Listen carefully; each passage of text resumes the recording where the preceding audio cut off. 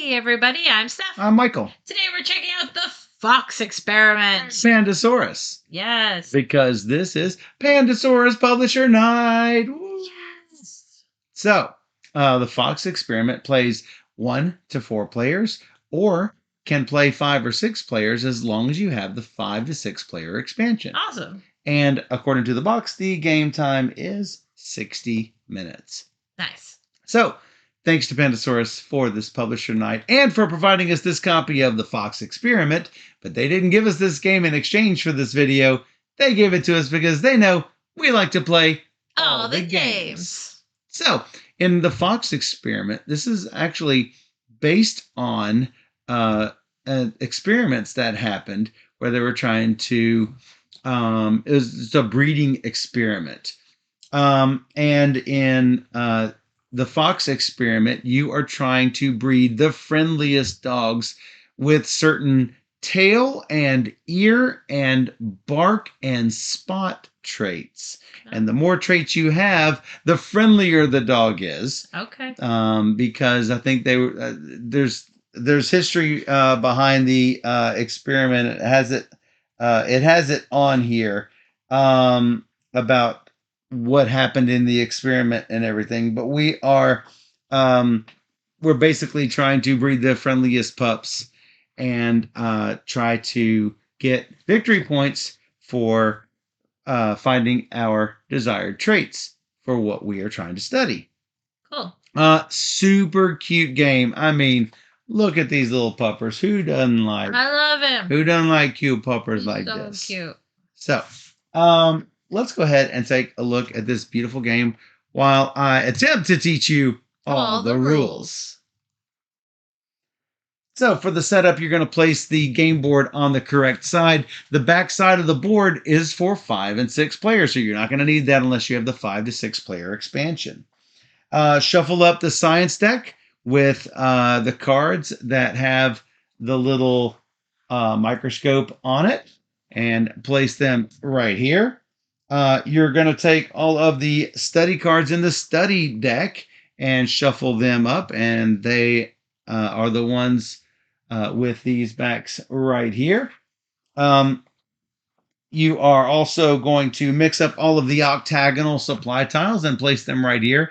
This red spot is for discards. And then you're going to place them based on player count. Nothing is ever in this slot here. You're going to deal up to here if it's 1 or 3 players. Here if it's 2 or 4 players. And you're also going to place them down the side here.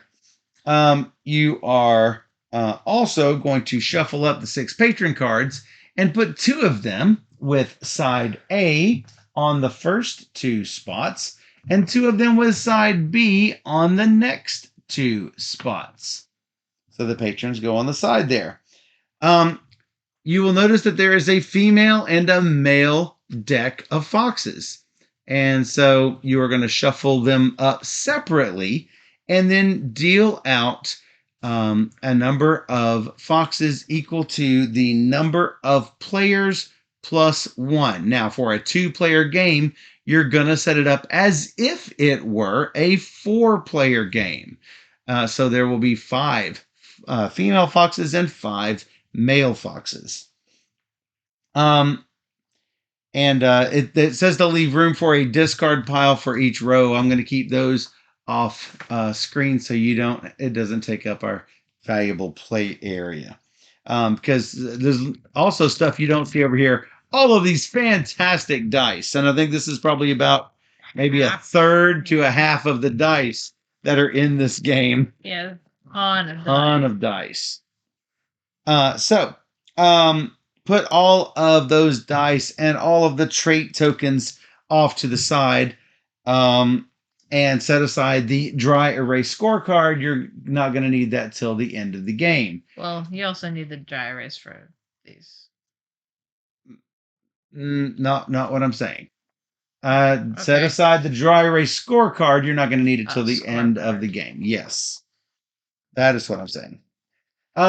Each player will take a player mat, your gear token for your color.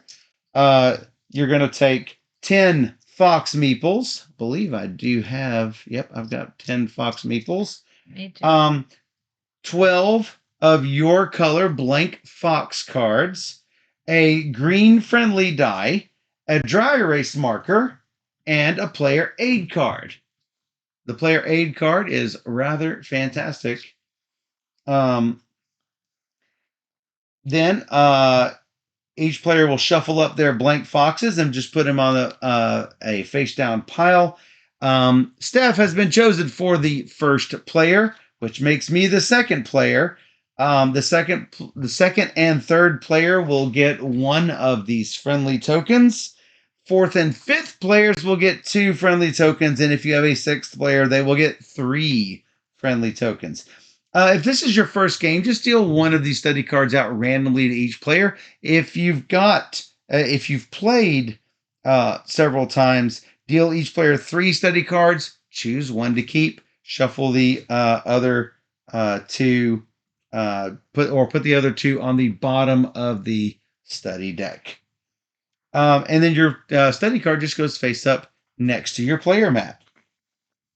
So, the goal of the game is to score the most points by the end of the 5th generation, which is the 5th round, by breeding the friendliest foxes, completing the most studies, and attracting patrons. So, each round has 4 phases. A selection phase where you're going to choose your parent foxes and supplies. The breeding phase where we're going to roll dice to make new fox pups, and you're trying to complete trait symbols, mostly based on what you've got on your study card.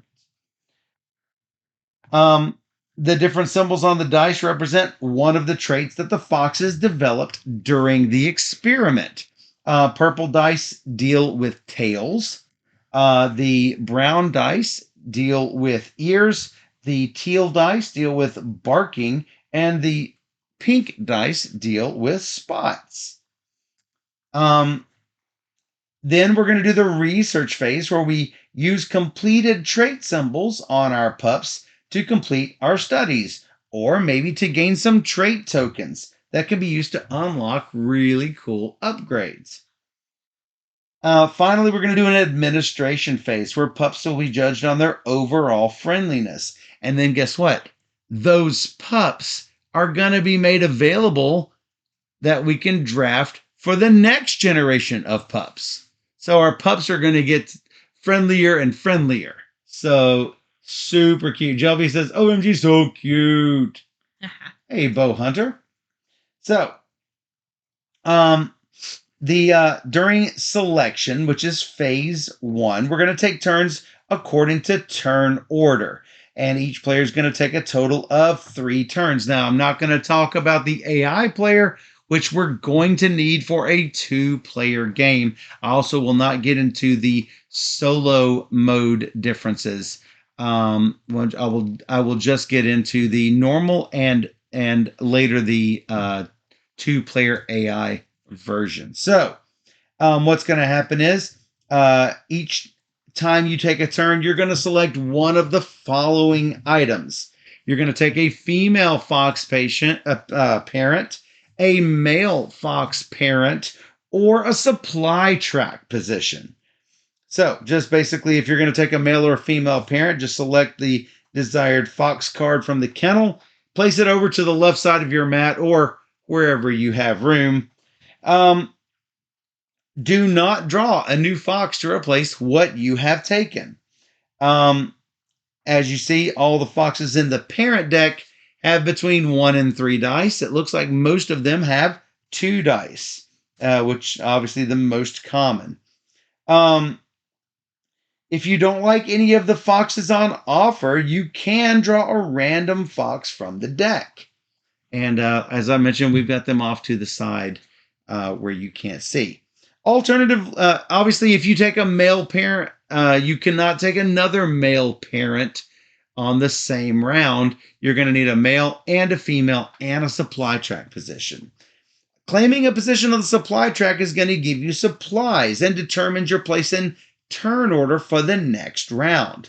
So, when you claim a space, collect all the supplies on that space and from the public piles. If there's something printed on the board, you're going to get that too. So for this one here, you're going to get a spots trait token. What is that? Is that bark? That is the purple. Oh, that's a tails. Yeah. A tails trait token and a friendly token, as you can see here. But yeah, you might be going last because you see how far down in the turn order I have chosen. Generally, the farther over you go, the better supplies you're going to get, but the worse turn order you're going to get. If you see one of these microscopes, you're going to get a science card from the top of the deck. You can look at it. You can keep it till you decide to use it for a one-time bonus action. Obviously, the friendly tokens just come from the friendly token pool. Do not confuse these with the friendly dice. Those are slightly different. Friendly tokens can be used to complete any symbol, and I'll talk a little bit more about that later. And they're one time. Yes, and those tokens are one-time use only. If you see a trait token, take them from the pile. And finally, if you see a question mark like this, that means any trait token. Then at the after each player has taken 3 turns, we can decide whether to spend sets of matching trait tokens to unlock upgrades on your player mat. As you see, you've got little upgrades that can be taken. As you see, the farther over to the left, to the right that you go, the more difficult it is to unlock those bonuses. So you will start on the left side, moving towards the right. Upgrades can be unlocked here at the end of the selection phase and at the end of the research phase. So this is one of the times that you can do your upgrades. Obviously, you're not going to have full sets of matching tokens at the end of the selection phase in the first round, but in future rounds, unlocking upgrades before you start breeding for the future rounds can be super important. Hey, because that's what we're going to do now is breeding. The friendly foxes start showing their traits, and so you are trying to take these dice and breed friendlier and friendlier puppies. And in order to get friendliness, you're just basically going to have to roll these symbols. As you'll notice on some of these dice, some things have half symbols. Some things have 2 half symbols. Some have whole symbols. And on one side, you've even got a whole symbol and a half. That's the best. That's the best. So as you can see, you got a good little variety of symbols on each of these dice. So, in breeding, the first thing you're going to do is to draw a blank pup. All of these pups basically will look alike. Some of them will be male, some of them will be female. As you see here, I've drawn a male pup. So, first draw a pup, then gather up all of your dice. How many dice are you supposed to get? Well, let's say that I've got Kukla and Tobik here. Kukla and Tobik will let me have 2 teal dice, 1 brown die, and 1 pink die. So I'm going to collect up those dice. I will roll them, and I'm going to try to make sets with those dice. Let's go ahead and do a pretend run here. I've got my dice for Tobik and Kukla here. You get your wild green die. Yep, and my wild green one as well. I'm going to roll all of these. And as you can see, I've got 2 whole teal symbols. Oh, that's good. A half of a pink symbol and 1 whole brown symbol. Well, obviously, my friendly die should go right here. Now, this is important to note. If I have something like this I could do. You can match it to 2 different trait dice. So this would count as, let me turn this to the half side. This would count as half of a bark and half of a spot with that friendly token to make a full tail and a full spot, full bark and a full spot rather. As you can see right here. Yep. So if I were to roll something like this, then what I would do on my new puppy, which I will have named, I will mark how many symbols that I've got. If I want, I can use these friendly tokens in order to, like if I had rolled something like this, I might want to use my friendly token like this to come up with a trait of my choice. So let's say I had rolled this. Anytime you mark in the squares, make an X, and anytime you put a spot on the circles, put a dot.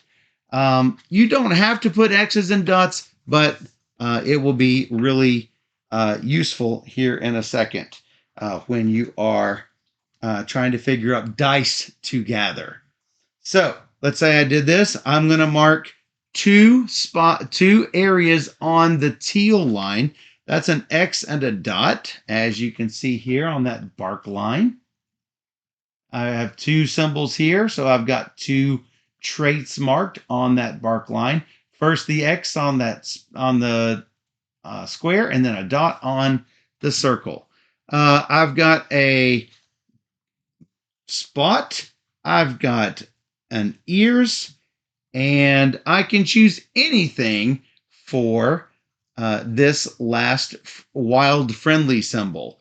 According to this, I'm going to want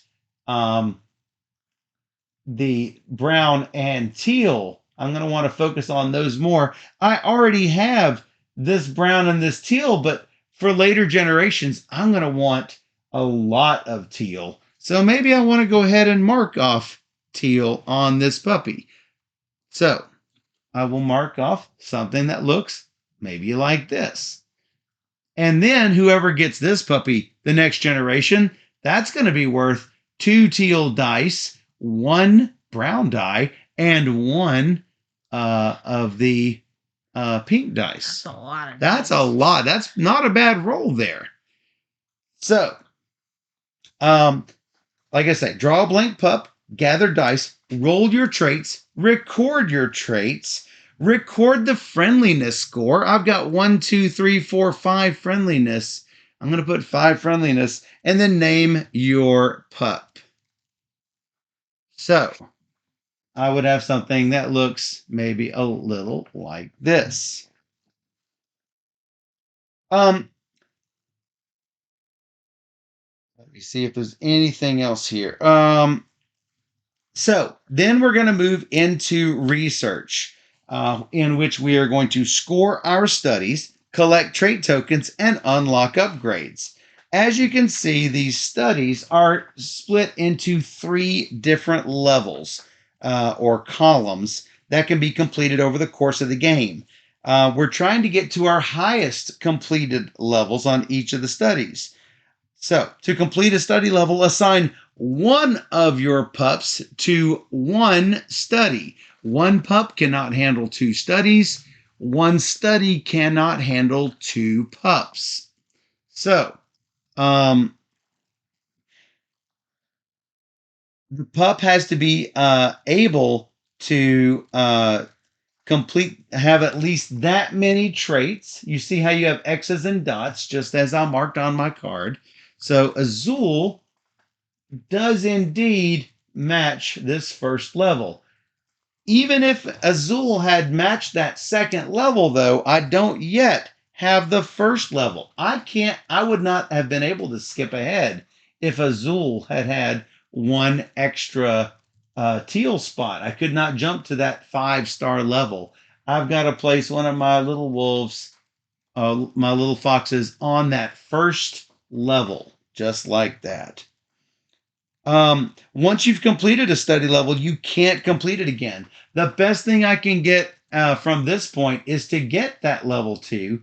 Maybe Azul can mate with one of another female pup maybe with also having a lot of teal dice to get that second and or later third level of this study, because the farther you go, the more points you're going to get. Don't take any point tokens when you complete those study levels. That fox is going to track it for you. If you can get to that third level, then you're going to get 10 points at the end of the game. You don't need to take any of the little star tokens. Those are used for other purposes. So, after you've finished breeding and scoring studies, you will collect trait tokens. You will collect all the trait tokens that you can spend to unlock upgrades. If you bred one pup, go through its 4 trait tracks and collect tokens for each of the marked circles. So for this, Azul would give me 1 teal token. So I will get 1 of the teal bark tokens that I can save and use later on. Then you can unlock upgrades on your player mat. This is the second time during the round where you can unlock your upgrades.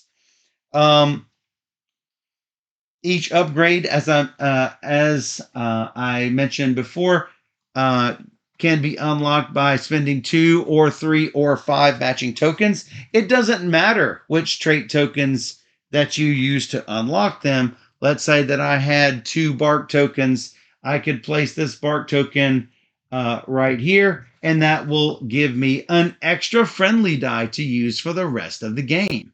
Or I could place it up here, and that would let me breed 2 foxes instead of 1 fox. So that's pretty cool. And I'll explain that here in just a second. You can, as you see, you can breed up to 3 pups if you have the entire, if you've got up to here unlocked, you can breed up to 3 pups. This last column, as you see, is good for just 4 victory points. That second row is for studies. When you unlock a study upgrade, immediately draw 3 new cards and choose 1 to keep. Return the rest to the bottom of the deck. So how many studies can you get for the whole game? Well, you already start off with 1. You can get a second and a third and a fourth over the course of the game. Friendly dice, as I mentioned, you start off with 1 friendly die. You can get up to 4 friendly dice throughout the course of the game. And finally, patrons. Whenever you unlock a patron upgrade, you will get the bonus that is next to that patron. You're not going to take the tile that is here. That tile is going to stay. You are just going to take whatever bonus is on it. You'll also get a science card, since as you see, a science card is printed on the board. At the end of the game, you are going to score the points based on that patron card. It looks like this patron scores 1 point for the little brown ear tokens. This is 1 point per bark. This is 3 points times wolves with 12 or more. I believe that is friendliness. 2 points per study, in which you've got at least 1 row, 1 column complete. Whenever you unlock an upgrade space that has a star next to it, you're just going to get all of those points at the end of the game. Do not actually take those stars. Finally, phase 4 is administration, where you're going to do all of the board cleanup. At the end of the research phase, you're going to discard all the foxes from the previous generation and return all the trait dice that they rolled to the public piles. All the foxes remaining in the kennel are gone. You're going to discard both of your parents. They are gone. Each player will return all of the trait dice except for the friendly dice that you get every round. Whenever one of these foxes are discarded, you're just going to discard it uh, in a face-up discard pile. Whenever a player card is discarded as a parent, basically you're just going to give it back to its owner, just in case they need to shuffle up their discard pile later on. We're going to put all of our pups into the kennel. So Steph's pup, my pup, we're going to put those into the kennel. The order that you put them in does not matter. And then you're going to find the single fox, male or female, with the highest friendliness score from all the pups made this round. Whoever made the friendliest fox gets one of these fox meeples placed on this round's spot. You notice there are 5 rounds in the game. And so as you see, I'm going to get 2 points for having this friendliest fox. If 2 or more foxes are tied for friendliest, every player puts a fox meeple on that track. And all of the tied players will earn full points at the end of the game. If I had 2 foxes that are both tied for friendliness, I don't get 2 foxes there. I do just get 1 fox. Everybody else gets tokens. Yeah. Once the friendliest fox has been awarded, whoever did not place a fox meeple, see the red fox here, going to get a friendliness token to make up for the fact they did not get the friendliest fox. Then each row in the kennel should have a minimum of 1 more fox than the number of players, or in a 2-player game, basically you're going to replenish this up to 5 and 5 for a 2 or 4-player game. But if a row has at least the minimum number of foxes, do not add anymore. It is possible to have 8 or 9 male foxes that pop up.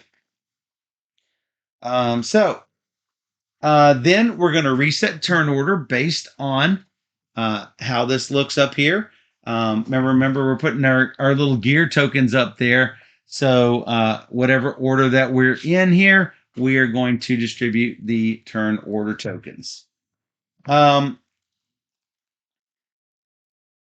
then refill the supply track, dealing up new octagonal tiles into the turn order spaces. If those are ever empty, shuffle up the discards. All right, so that's basically the first generation.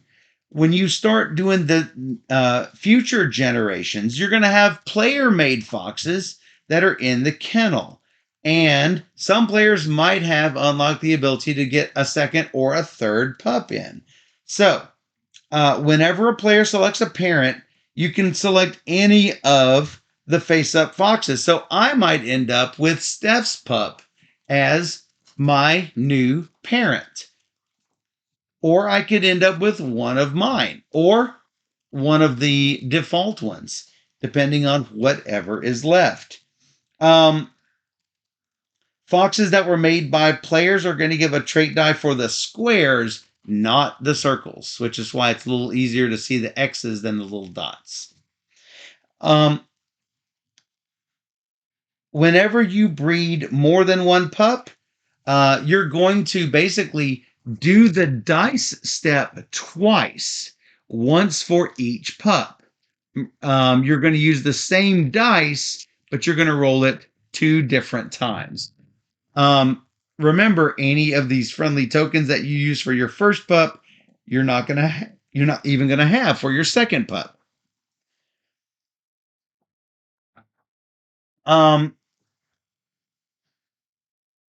Remember, during the research phase, each pup that you make can only complete 1 level of study. And remember, each study can deal with 1 pup. 1 pup can deal with 1 study. If you rolled multiple pups, this is super important. Oh, sorry, I am incorrect about the pups. You can assign your pups to studies in any order. You may assign them to the same or different studies. You can assign them to multiple levels of the same study. So if I end up with 2 pups that can handle the second and third levels, as long as I have a distinct second level and third level, I can do both of them. Okay. Oh, and this is the important part. If you rolled multiple pups, you do not gain trait tokens for every marked circle on every pup. You gain trait tokens for each trait from the one pup that best matches the trait. So if Rosa has the best purple and brown and teal, I'll collect those from Rosa. But if Azul is best on the pink spots, then I am going to collect tokens based on Azul's just for that one trait. Don't add them all up together. Take the best from each pup. That's the circle space. The circles, those are the trait tokens. Yeah. If two of your foxes are tied, it doesn't matter which one you choose. They're the same. Like if Azul has 2 purple tokens and Rosa has 2 purple tokens, you're just going to get 2 tokens, not 4. Right. There is an optional rule that I do recommend that is a penalty for breeding siblings. If for some reason I had Rosa up here and I choose Azul for my male and Rosa for my female, these are really brother and sister because I bred both of these myself. There is a penalty for doing that because they are too closely related. I should optimally choose one of mine and one of Steph's, or one of mine and one of the default ones, optimally. If you do decide to do this, then you must immediately discard 2 choices, 2 tokens of your choice that you gain in the research phase before you unlock upgrades. So keep that in mind if you do decide to use that rule. Whoops. Let me go ahead and erase Azul here. Whoa. So, all players are going to earn friendliness. After players earn the friendliness reward at the end of the 5th round, over here, we are going to add up all of the final scores. If you'll follow along here on the dry erase, first you're going to score the highest points at the bottom of the highest level for each study. If I happen to have 2 studies at the last level and 1 on the middle level, that's 25 points that I'll place on that first level there. You're going to score for patrons based on however well you did with that. The upgrade tokens, you're gonna score the points for the upgrades that you've got. The next category is you see the little green fox. That's for the friendliness bonuses. That's for these right here. The next row is for leftover supplies. You're going to get 1 point per science card, 1 point per point token, and the last column is 1 point for every 2 trait or friendly tokens that you have remaining. Most points wins. In the case of a tie, whoever is currently at the beginning of the supply track wins. So let's talk a little bit about the 2-player mode, in which you're going to have an AI player that is going to breed some foxes. This makes the selection phase more interesting in a 2-player game, because if it's just me and Steph drafting against each other, A, there's not going to be a lot of foxes out here to choose from, and B, there's not going to be a lot of supply spots to choose from. So this makes it a lot more interesting. So you're going to need the 6 AI selection cards with the little AI brain in the top corner, and you are going to need the 12 AI study cards that look like this. Shuffle up each of those and reveal one of these AI study cards. They will always start off being 3rd player. You'll have to assign an unused player color, so it looks like they are going to use teal. All they need is the gear and 5 fox meeples. During each selection phase, the AI is going to take 3 turns, just like we do. However, it's going to take 2 items instead of 1. So let's say it's their turn. Boom. Looks like they are going to choose a male fox and a supply spot. If it turns out that they already have the thing that they are going after, let me see where this is. On the third turn, it's possible one of the icons is going to be something that they've already selected twice. If that happens, the AI is going to use the card to select the item that it still needs, then flip another card to find the final item that it needs. So, to select foxes, the AI player is going to use its study card. The first trait, there's going to be one trait that is going to be marked as its number 1 priority, and a second trait with its number 2 priority, as you can see from the 1 and 2 on the card. So the AI is always going to choose the fox with the most dice of its number 1 preference. So if it's choosing males and it's looking for brown dice, it's clearly going to take Ruslan as the one that it chooses. If there are multiple that has that number of dice, then it's going to take the one that it has the most of its second preference. And if that's still tied, it's going to take the first fox indicated by the arrow showing at the top. Either it's going to be right to left or left to right based on the direction of this arrow. Whenever an AI selects a fox, it's not going to take it from the kennel. You're just going to drop the AI's marker right on the wolf's dice, so you can't see the dice, sort of covering them up a little bit, which will let you know for sure you can't take that as a human player.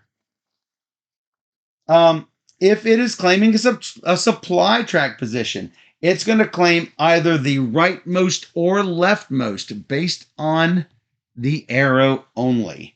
It's not going to collect any supplies, it's just going to block us. The first time that it selects a supply track position, just discard the supply tile and replace it with the AI's fox meeple, like so. This does not determine its order for the next round. That's just going to block our position. The second time it takes a supply spot, it's going to take the supply tile and the gear. Now remember, we don't have to actually give it any tokens or science cards. All it is going to do is determine either blocking or position, or if I've already collected that spot, it might go here or the next spot. It's going to take the first available spot based on where the arrow is. After the players have made their foxes, the AI is going to simulate breeding new pups by adding trait dice to the foxes it selected. So, obviously, there will be 2 males and 2 females that the AI will have selected, just like this. If go through the 4 foxes and add dice like this. If it's a fox from the deck, you're going to take 1 die from each of the AI's 2 priority traits from the public pile. The traits are, as you can see, brown and pink. So I'm going to take those and put those on the fox card next to the printed dice. Like so. Look, now it's got 2 brown and 2 pink. If a fox already has two dice matching a priority trait, you don't put any more. For example, on Ruslan, you're not going to get a third brown die. You're just going to get the pink die on there because you can't have a third die of that trait on one of these AI foxes. Well, actually, from a player or the deck. So, if for some reason the AI had selected one of my foxes, um, then on each of the two trait tracks that match the AI's priority traits, you're going to mark the next empty square. So let's say that there was these three already marked. I'm going to mark a brown square and a pink square, just like that.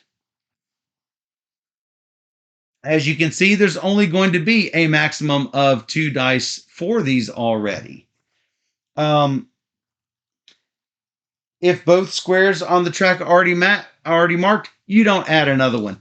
Basically the same rules as you have for these foxes here. And don't remove these yet. The foxes, the AI foxes yet. That's going to be done during administration.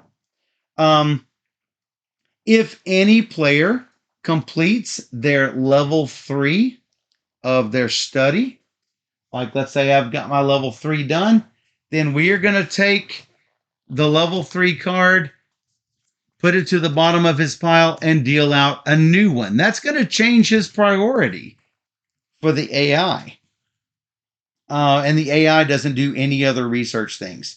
For the administration, don't clear the fox cards with the fox meeples on them. Let's say I took these, Steph took these, the AI took those. The only ones we're going to be discarding are these two here. Toss those over to the side. And these are now basically the foxes that got bred from the AI. So whenever we draft these, we're drafting the card and the dice. So that's sort of cool. Obviously, we can't have that brown one there. We could have a brown and a pink here, etc. So the AI does not participate in friendliness rewards. After given friendliness rewards, we can then remove these foxes and just put them up here because those will be available for the next generation. Score the end game as normal. The AI does not score any points. The AI is fairly easy to deal with, I think, and it does make the selection much more challenging. And I believe that is all the rules. Steph, any questions? All rules. Any questions for you? Any questions for me? No? But we are going to make this a rules teach video. Whoa. So. It must have gone long, huh? It's a lot of rules. There's a lot of rules. There's a lot of things going on. But so if you are finding this later after the fact on YouTube, make sure to check out the playthrough video, which I'll have linked below. And yeah. Yep. And so if you are checking this out after the fact, be sure to like and subscribe. If no matter where you are viewing, if you enjoyed this teach and the corresponding playthrough, then you can find a whole lot just like it on our YouTube channel at Board Gamer Steph. Or you can join us on twitch.tv/BoardGamerSteph every Wednesday and Sunday night at 5 p.m. Central, where we stream through 3 games or more every single stream. So come join us on Twitch where we play all the games. And those on Twitch, we'll be right back with the playthrough.